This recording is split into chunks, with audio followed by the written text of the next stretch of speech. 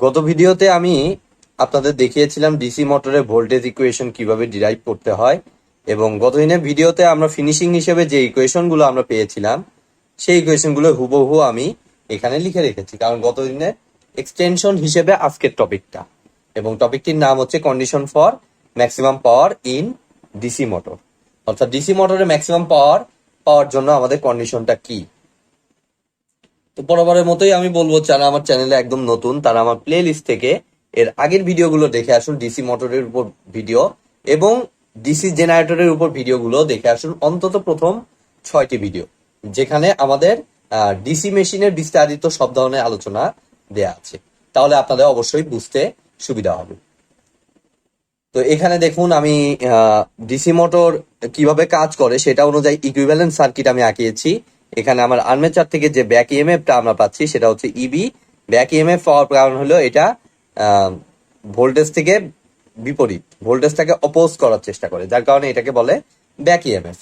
এবং এটাকে আমরা বলতেছি আর্মেচার রেজিস্ট্যান্স, এদিক দিয়ে আর্মেচার কারেন্ট, আর মোটরে ভোল্টেজ এই সাইড থেকে ইনপুট দেওয়া হচ্ছে বিধায় কারেন্টের ডিরেকশনটা এদিকে, আইএলটা এদিকে, এবং আইএলটা এখানে এসে দুইটা রাস্তা পেলে একটা আইএ চলে গেল আর একটা আইএসএইচ এদিক দিয়ে আসলো। ঠিক আছে, তো IL equal to IA plus ISH, একদম সিম্পল কেসিএল অ্যাপ্লাই করে। আর এর আগেও আমরা ডিসি জেনারেটরের বা ডিসি মেশিনের সবকিছু ডিরাইভ করার সময় আমরা দেখেছিলাম যে আইএসএইচটা আইএল এবং আই এর তুলনায় অতি নগণ্য, যার কারণে আই এর তুলনায় আইএসএইচ কে নেগলিজিবল ধরা যায়। অতএব যদি নেগলিজিবল ধরেন তাহলে IL is almost equal to বলা যায় আইএ। এরপরে এই জায়গায় একটা কেভিএল অ্যাপ্লাই করলে আমরা দেখুন, এখানে ধরুন এই পয়েন্ট থেকে শুরু করলাম, তাহলে minus V plus IAR A, এই যে IAR A voltage drop plus EV is equal to 0। তো এখান থেকে আমরা বলতে পারি V equal to EB plus IAR A. আর এই ফুল ইকুয়েশনটাকে, ইকুয়েশনে যা কিছু আছে সবগুলোকে আইএ দ্বারা গুণ করলে ভি ইন্টু আইএ, সবগুলোকে দেখুন আইএ দ্বারা গুণ করছি, তাহলে এরকম কিছু একটা হয়। তো ভি ইন্টু আইএ কে আমি দেখুন ভি ইনপুট লিখছি, যদিও ভি ইনপুট হচ্ছে V into IL, but IL is almost equal to IA বিধায় ভি আইএ কে সিম্পলি আমি বলতে পারি ইনপুট পাওয়ার। ঠিক আছে, আর ইবি আইএ কে আমি বলতে পারি পি মেকানিক্যাল পাওয়ার, যে পাওয়ারটা আর্মেচারে আমার ডেভেলপড হচ্ছে। আর আইএ স্কোয়ার আর একে আমি বলতে পারি কপার লস। ঠিক আছে, তো এটা ছিল গত দিনের ভিডিওর ফিনিশিং। তো এখন আমরা দেখব এই পাওয়ারটাকে ম্যাক্সিমাম পাওয়ার আনতে হইলে, আমি মেকানিক্যাল পাওয়ারটাকে ম্যাক্সিমাম পেতে হলে আমাদের কি করতে পারি। ঠিক আছে, তো তার জন্য আমাদের আর এত কিছু লাগবে না। আমি দেখুন এখানে শুধুমাত্র V equal to EB plus IAR এটা রাখতেছি।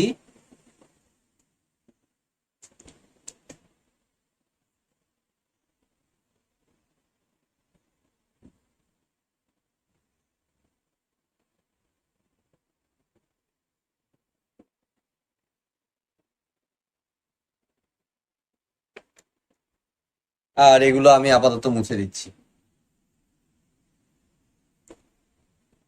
রিমেম্বার, অবশ্যই আইএল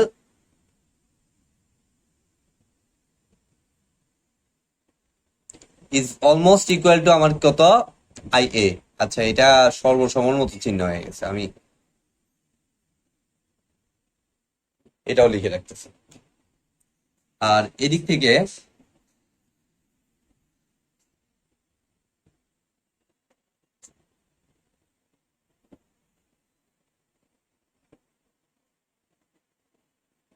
পি মেকানিক্যালকে আমি লিখতে পারতেছি পিএম, মনে করলাম ওইটা পিএম কে আমি লিখতে পারতেছি P input minus P copper. তো ইনপুট পাওয়ারটা কত আমাদের, ভি ইন্টু আইএল,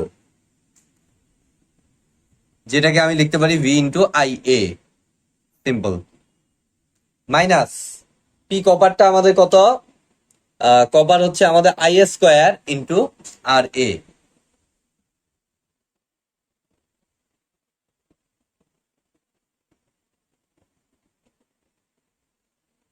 দেখুন এটা হলো আমার মোটরের পাওয়ার ইকুয়েশন, আউটপুট পাওয়ারের ইকুয়েশন। এখন আমাদের এই পাওয়ারটাকে লাগবে হলো ম্যাক্সিমাম পাওয়ার। তো এইচএসসি থেকে আপনারা জানেন যে ম্যাক্সিমাম মিনিমাম কন্ডিশন বা বাংলায় যেটাকে বলে গুরুমান লঘুমান, তার কন্ডিশনটা হচ্ছে এটাকে একবার ডিফারেন্সিয়েশন করলে সেই রেজাল্টটা আসবে 0। তো কার সাপেক্ষে আমার ডিফারেন্সিয়েশন করব? দেখুন, আমরা ডিফারেন্সিয়েশন করব এই আর্মেচার কারেন্টের রেসপেক্টে। তাহলে দেখুন, উভয় সাইডে যদি আমরা ডিফারেন্সিয়েশন করি, তাহলে DPM divided by DIA is equal to এই সাইডেও ডিফারেন্সিয়েশন, অর্থাৎ ডিফারেন্সিয়েশন করলে আমাদের আসতেছে DIA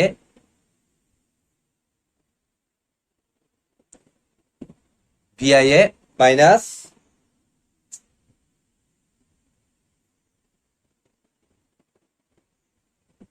DIA into I square R A. ঠিক আছে, তাহলে আমি এখন এই রেজাল্টটাকে কি বলতে পারি? 0 বলতে পারি, 0 বলতে পারি। তাহলে দেখুন, আমি এই জায়গাটা 0 দ্বারা রিপ্লেস করে দিচ্ছি। একবার ডিফারেন্সিয়েশন করলে যে রেজাল্টটা পাবো সেটাকে আমি ম্যাক্সিমাম আর মিনিমার জন্য আমি 0 বলতে পারি। ঠিক আছে, তাহলে এখন দেখুন, এইটাকে ডিফারেন্সিয়েশন করলে আই এর সাপেক্ষে এটাকে ডিফারেন্সিয়েশন করলে ভিটা অবশ্যই হবে কনস্ট্যান্ট। তাহলে কনস্ট্যান্ট ভি সামনে গেল, কনস্ট্যান্ট ভিটাকে দেখুন আমি সামনে পাঠিয়ে দিলাম। আর আই এ কে ডিফারেন্সিয়েশন করলে হয় 1, আই এর সাপেক্ষে আই এ কে ডিফারেন্সিয়েশন করলে 1 হয়। ঠিক আছে, মাইনাস আবার আর এ কনস্ট্যান্ট, আর আই স্কোয়ার কে ডিফারেন্সিয়েশন করলে আমার আসে 2 আই এ, এত ইজ ইকুয়াল টু 0। ঠিক আছে, তাহলে V minus 2 I A R A is equal to 0। মানে আমি বলতে পারি V equal to 2 I A R A. তো এটা একটা কন্ডিশন হিসেবে মাথায় রাখতে পারেন, অথবা এটাকে ফাইনালি আমি আর একটু মডিফাই করতে পারি। কিভাবে মডিফাই করতে পারি? এই যে এই ইকুয়েশনটার সাহায্যে। ঠিক আছে, এখান থেকে দেখুন আই এ আর এ সমান আমি বলতে পারি V by 2। I A R A is equal to, এখান থেকে আমি বলতে পারতেছি, দেখুন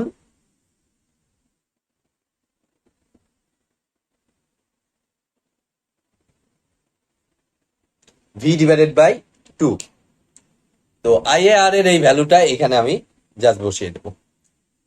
তাহলে দেখুন আমাদের ইকুয়েশনটা আসতেছে, আমি উপর থেকে মুছে দিচ্ছি।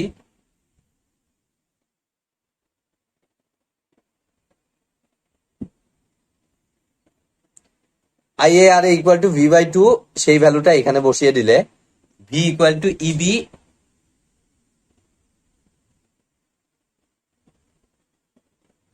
প্লাস আই এ আর এর জায়গায় আমি লিখতে পারি ভি ডিভাইডেড বাই 2। তাহলে এখান থেকে আমি ফাইনালি আমি বলতে পারতেছি back EMF EB is equal to V থেকে এই ভি বাই 2টা জাস্ট ওই সাইডে চলে গেলে ভি থেকে ভি বাই 2 বাদ দিলে আমাদের আসতেছে ভি ডিভাইডেড বাই 2। অর্থাৎ ম্যাক্সিমাম টর্কের ম্যাক্সিমাম পাওয়ারের কন্ডিশনটা হচ্ছে back EMF is equal two হবে সাপ্লাই ভোল্টেজের অর্ধেক। এটা হচ্ছে আমার ম্যাক্সিমাম পাওয়ারের কন্ডিশন ডিসি মোটরের ক্ষেত্রে। তো নেক্সট ভিডিও থেকে ইনশাল্লাহ আমি ডিসি মোটরের নিউমেরিক্যাল গুলো নিয়ে আলোচনা করার চেষ্টা করব। আজকের মতো ভিডিওটি এ পর্যন্তই। ভিডিওটি যদি ভালো লেগে থাকে অবশ্যই ভিডিওতে একটি লাইক দিবেন, বন্ধুদের সাথে বেশি বেশি শেয়ার করবেন, আর চ্যানেলে নতুন হয়ে থাকলে অবশ্যই চ্যানেলটি সাবস্ক্রাইব করবেন। ধন্যবাদ।